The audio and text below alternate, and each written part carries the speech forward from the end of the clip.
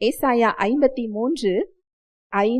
நம்முடைய மீறுதல்களின் நிமித்தம் அவர் காயப்பட்டு நம்முடைய அக்கிரமங்களின் நிமித்தம் அவர் நொறுக்கப்பட்டார். நமக்கு சமாதானத்தை உண்டு பண்ணும் ஆக்கினை அவர் மேல் வந்தது.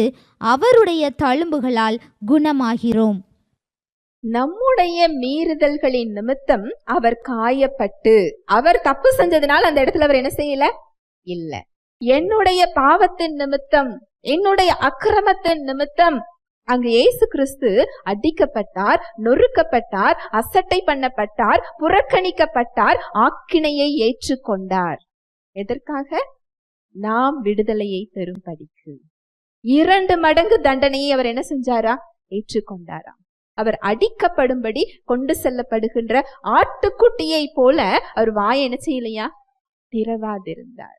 அவர் ஒரு வார்த்தை சொன்னா போதும் எல்லாரும் பறந்து போயிடுவாங்க, தெரியுமா? அத்தனை வல்லமை நிறைந்தவர். இது எல்லாத்தையும் அவர் எதுக்கு செஞ்சார்னு நினைக்கிறீங்க? தமக்கு முன் வைத்திருந்த சந்தோஷத்தின் பொருட்டு. சந்தோஷம் என்ன சந்தோஷம்?